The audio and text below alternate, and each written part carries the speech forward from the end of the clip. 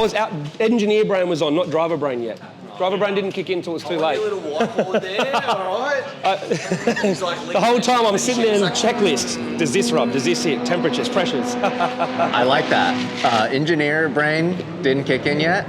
Driver brain? But opposite. Oh, okay. This was engineer brain session, not driver brain. So if you ask me how are oil pressures, oil temperatures, and all the diagnostics of the car, I can tell you everything. But if you ask me how did it feel to drive, I'm just like, I don't know, it felt sick. The driver brain hasn't switched on to the car yet. So what's the story with this S14? This car has a huge story, actually. I've owned it 20 years. It was a project car for Ignition DVD, Fast Forwards magazine, obviously now Modi Video.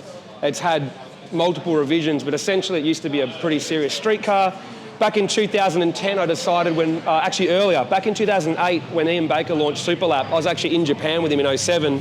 And as soon as he said, I'm going to do Time Attack, I said, stuff it, I'll build a Time Attack car. So I was always inspired by the OG Time Attack cars, which is big power, sequential, a wing, and that's it. Keep it really, relatable to a street car. So what was this before a Time Attack car? It was just a pretty crazy wide body street car that had an S15 front, wide body, Volt GTCs, custom interior, made 500 horsepower back then. And it's just gone through evolutions. We call this version, I don't know, we could probably call this version 5 now, I guess, but it's kind of gone through a few phases. Our first Time Attack was 2011.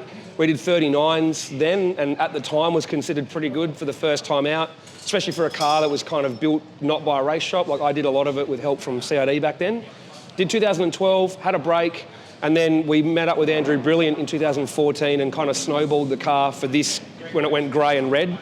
And then did 14, did 15, and then basically sat dormant for a while. Then COVID hit. We got it out again last year with a V head conversion. Last year we had a lot of small issues like old wiring loom and the old splitter, and then the extra power meant that the splitter wasn't strong enough anymore, and a lot of little things just added up to a pretty crappy weekend last year in terms of performance. We still PB'd, but only by a little bit. So this year we basically said, make it a race car. So pull the whole old wiring loom out, pull all the lines out, get the engine out, put a dry sump kit on it, and then put that back in and do everything properly. New splitter, all the framework is done properly. Now it's a lot stronger, so everyone can just kind of jump on and bounce on it. So we've had 5 people on the front, and then just modified a few little things like raise the wing, new shocks and dampers, because Shockworks have learnt a lot since last year. So it's like a new car, but not, if that makes sense. So and it was all done in 30 days. 30 days ago, we pulled the engine out and dry sumped it and started again. It looks so clean. Yeah. So then what are we looking at here? Is it still a 2-liter?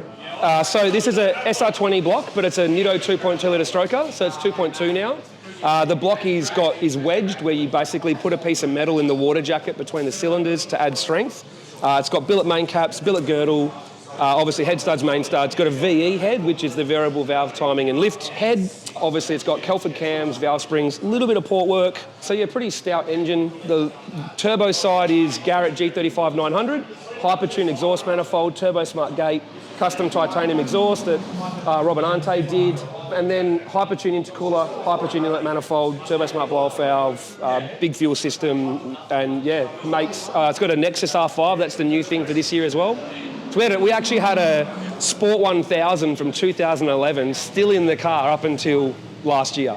So this year we went Nexus R5, PDM, keypad, new dash, so a lot of new stuff. So the main thing is the dry sump, and I guess just making everything reliable. So, and it worked, because our first session, the car's never been this good. It's just stepped up a whole nother level. So, the first session was just lowest power setting, which is about 550 horsepower at the tyres. Next level power up is about 650, and we've got probably up to 750 horsepower to use if we need it. 750 out of a 2.2 litre. Yeah, and with the power to weight ratio works out, because I love GTRs, as you know, the power to weight ratio works out that the power this makes on full power is equivalent to a 32 GTR having a bit over 1,000. So, then, did you have a chance to weigh this? Weighed with full fuel, everything in it, but not me. It weighs 1,170 kilos, or just over 1,170 kilos. So then you're shaking it down, but someone else is actually jumping in to drive for the weekend at World Time Attack. Yeah, that's right. So obviously, people watch my channel know that I drive enough that I'm okay. I don't embarrass myself when I drive. I can do some decent stuff, but I'm not a pro driver, and I'll be the first to admit it.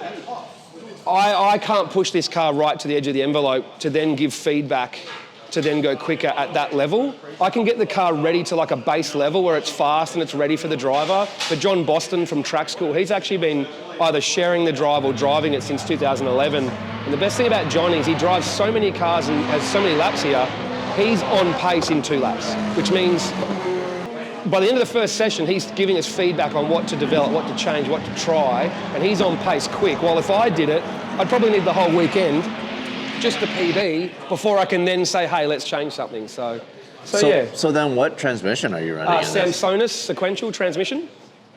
Nismo LSD in the back, Shockworks coilovers, GK Tech arms, modified rear subframe, and that's Matt from Red Sun. He built the engine. You can see he's hard at work. Yeah, Rowan did the wiring. He did all the new wiring loom. But I really like the livery too. You have a thing for jets. Yeah. And your 32, it's infamous for its very, very extravagant livery. Yeah. And this kind of has a little bit of that. I think that's pretty cool. Yeah, it's actually the same. This car got this livery first, actually.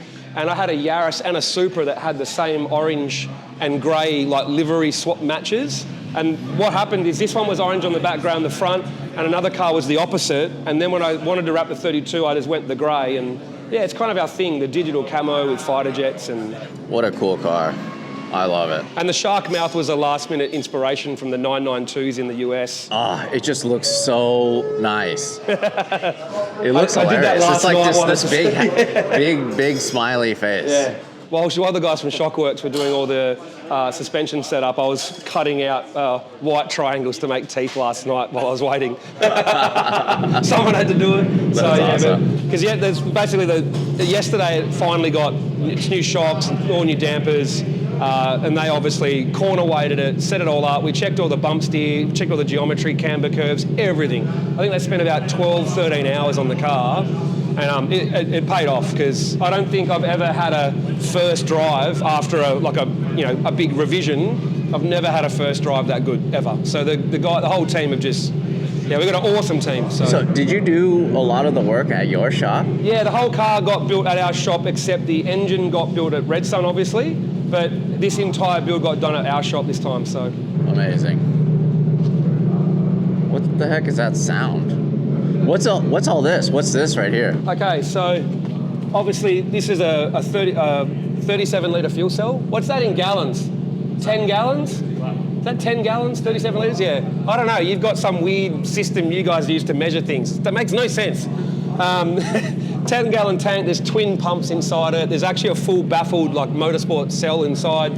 Obviously filter, but that's a fuel cooler for E85. Oh. Yeah, so everyone says, why have you got an oil cooler in the boot? I'm like, I don't, it's a fuel cooler. That's the overflow and catch can, basically for the diff breather. And that's the spew tank for the dry sump. So basically the dry sump tank has to breathe somewhere and it breathes through this, and that's how it helps level out the level of the oil in the dry sump to where it's happy. But this breathes out under the car, and then basically we just empty that after a session, and yeah, that's it. And then a nice big wing. So then, how is it to drive? This is, the S chassis as a time attack car, pretty popular. They are. I've driven a lot of stuff. I've driven GT3 cars. I've driven every type of Porsche and Lambo and all sorts of stuff. Not as a pro driver, but obviously I've just driven a lot of stuff, and I just keep coming back to these Silvias. I hate to say this, I actually prefer driving these to a GTR as a time attack car. The chassis is so good. But one thing we did do with this is other cars in our category and higher categories have changed geometry. Like they've got double A-arm at the front. I've kept McPherson strut. Everything in this car, you could unbolt the subframe, front and rear, drop the engine, drop the gearbox, go get a normal standard road car, and it would bolt straight in. So we don't have anything in this car that makes it not an S chassis anymore. And we wanted to do that more than anything, not to make our life hard, but to make it relatable. If our viewers watch this and go, you've got double A-arm front suspension and a tubular custom rear subframe and all that sort of stuff, how is that relatable to a Silvia owner? It's not. But you can buy that engine package, put it in your street car. I mean, you can't do the intercooler pipes the same, obviously, but other than the aero on the outer skin, there's still heaps of Sylvia here, which to me is what it's all about with Time Attack. What's that? Is that a power steering pump? Yeah, so that's an electronic power steering pump that we use. It helps keep the pump out of the bay, you don't have to worry about overheating. And I still have a hydraulic handbrake because, In case you need to drift. yeah, well, believe it or not, the actual real reason I have it is not to drift, even though I have drifted a fair bit, is the hydraulic handbrake is actually in a case of an emergency. And the easiest way to explain it is if you can imagine you come out a corner and you're an inexperienced driver and you get oversteer and then you panic and it wants to tank slap, that can obviously lead to a crash. But if you overcook it in the corner, I'd rather get to that point where I can't come back, and rather than hope that it doesn't come back because it might tank slap, you just yank the handbrake a couple of times and extend the slide and you continue in that direction. So when you pull the handbrake in a drift car, you extend the drift in the direction that you're looking, right?